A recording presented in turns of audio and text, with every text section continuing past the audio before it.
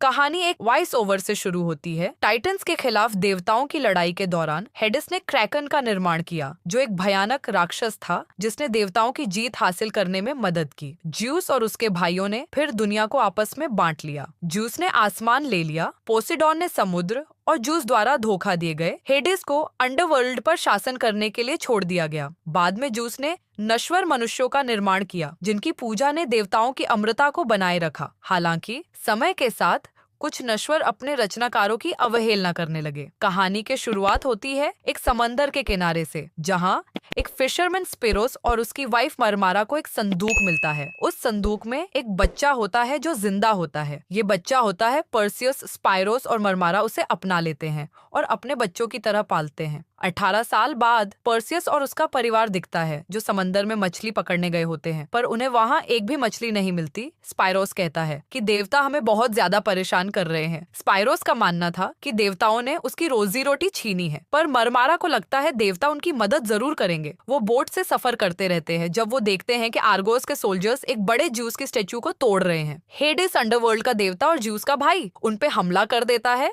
और उस स्टैच्यू को गिराने वाले को मार के और पर्सियस के फैमिली को मार डालता है। पर्सियस उन्हें बचाने की कोशिश करता है, पर वो नाकामयाब होता है, जिसमें पर्सियस अकेला जीवित बचता है। आर्गोस के सोल्जर्स उसे अपने साथ ले जाते हैं। आर्गोस के राजमहल में किंग सिफियस और क्वीन कैसियोपिया के सामने लाया जाता है, जो देवताओं के खिलाफ अपने अभियान का जश्न मना रहे होते हैं। जबकि उनकी बेटी राजकुमारी एंड्रोमेडा अपने माता पिता के विद्रोह को एक्सेप्ट नहीं करती है। तभी क्वीन कैसियोपिया कहती है, मेरी बेटी देवी से भी खूबसूरत है। तभी वहाँ हेडिस पहुंचाता है। हेडिस उन्हें धमकी देता है। हेडिस कहता है कि अगर उसने अपनी बेटी एंड्रोमेडा को क्रैकन को बलिदान नहीं दिया तो वह पूरे आर्गोस को तबाह कर देगा, और पर्सियस की डेमी गॉड का खुलासा करता है। जब राजा ने पूछा तो पर्सियस इनकार कर देता है, तो राजा उसे जेल में डलवा देते हैं। तभी उससे मिलने के लिए आइयो आती है, जो अमृता से अभिशप्त एक रहस्यमयी महिला है, जिसे वो ज्यूस का बेटा कैसे हुआ समझती है। जब राजा एक्रिसियस माउंट ओलिम्पस पर घेराबंदी का नेतृत्व करता है, तो ज्यूस उसकी पत्नी डाने के साथ सोता है, जिससे एक डेमीगॉड बेटा पर्सियस का जन्म होता है। यह पता चलने पर क्रोधित एक्रिसियस रानी और उसके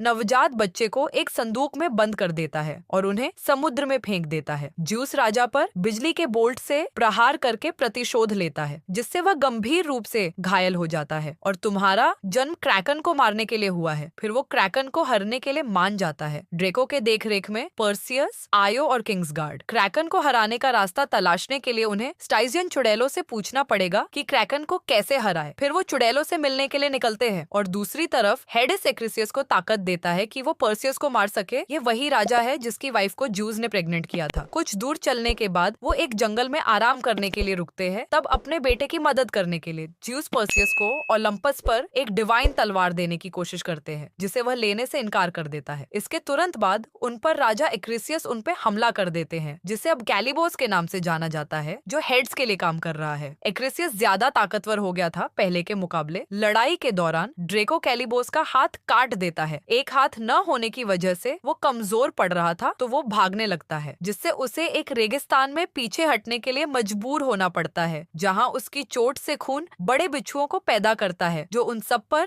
हमला करते हैं। लड़ाई के दौरान कैलिबोस पर्सियस के हाथ को दांतों से काट लेता है। जैसे तैसे दो बिच्छू को मारते हैं, लेकिन वहाँ पे और भी बड़े बिच्छू आने लगते हैं। तभी वहाँ एक जिन्न का ग्रुप पहुँचता है। उन्हें जिन्न का ग्रुप बचा लेता है। रेगिस्तान के जादूगर, यानी वही जिन्न जिसे जो बचे हुए बिच्छुओं पे काबू कर लेते हैं। फिर पर्सियस बेहोश हो जाता है कैलिबोस की जहर की वजह से। फिर जिन्न पर्सियस और उसके समूह को अपनी सहायता देते हैं। जब रात होती है तो जिन्न अपने जादू से पर्सियस का हाथ ठीक कर देता है। वो पर्सियस की मदद इसलिए करते हैं ताकि उन्हें भी देवताओं के श्राप से मुक्ति मिल सके। फिर वो सब निकलते हैं। वे स्टाइजियन चुड़ैलों की मांद में पहुंचते हैं, जिन्हें क्रैकन को हराने के लिए एक हथियार प्रकट करने के लिए मजबूर किया जाता है। वो बताती है, गोरघन मेडुसा का सिर क्रैकन को मार सकता है, जो अंडरवर्ल्ड में रहती है। जब पर्सियस मांद से निकल रहा होता है तो ज्यूस उसे अपने साथ स्वर्ग में रहने का प्रस्ताव देते हैं, पर पर्सियस उनके इस ऑफर को मना कर देता है। वो कहता है, मैं आम लोगों की तरह जीना चाहता हूँ। तब ज्यूस उसे एक सिक्का देते हैं और कहते हैं, ये तुम्हारे काम आएगा। तब वो लोग अंडरवर्ल्ड के लिए निकलते हैं। पर्सियस और उसके कुछ साथी मेडुसा के मंदिर की मांद में जाते हैं, जबकि आयो और उसके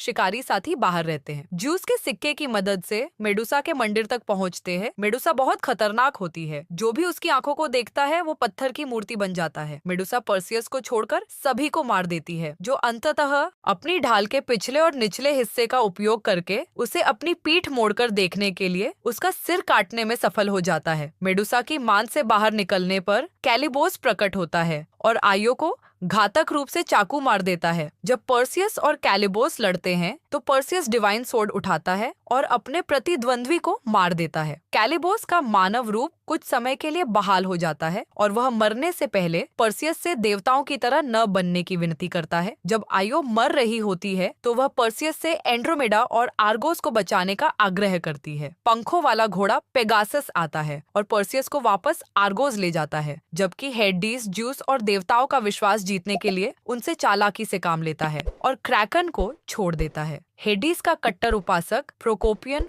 और उसके राजकुमारी एंड्रोमेडा को बलि के लिए ले जाते हैं। पर्सियस समय पर पहुंचता है और मेडुसा का सिर क्रैकन के सामने उजागर कर देता है, जो धीरे धीरे पत्थर बन जाता है और टुकड़े टुकड़े हो जाता है। प्रोकोपियन पर्सियस को मारने का प्रयास करता है, लेकिन केफियस हस्तक्षेप करता है और फिर दोनों क्रैकन के गिरते पंजे से कुचल जाते हैं। हेडीस पर्सियस का सामना करता है, लेकिन बाद में ज्यूस का आह्वान करते हुए अपनी तलवार हेडीस पर फेंकता है, जिससे उसे वापस अंडरवर्ल्ड में जाना पड़ता है। पर्सियस एंड्रोमेडा को बचाता है। ज्यूस आते हैं और उसे फिर स्वर्ग में रहने का ऑफर करते हैं, लेकिन वो फिर से मना कर देता है। असंतुष्ट होते हुए भी पर्सियस के निर्णय को स्वीकार कर लेता है और पर्सियस अपनी मानवता को एक्सेप्ट करता है और डिवाइन पावर्स को रिजेक्ट कर देता है। ज्यूस उसे कुछ एडवाइस देता है, यो को पुनर्जीवित कर देता है, जिससे वे दोनों एक साथ रह सकते हैं और कहानी खत्म होती है एक नए सेवेरा के साथ। पर्सियस के ब्रेवरी और डिटर्मिनेशन से इंसान और देवताओं के बीच शांति बहाल होती है। पर्सियस साबित करता है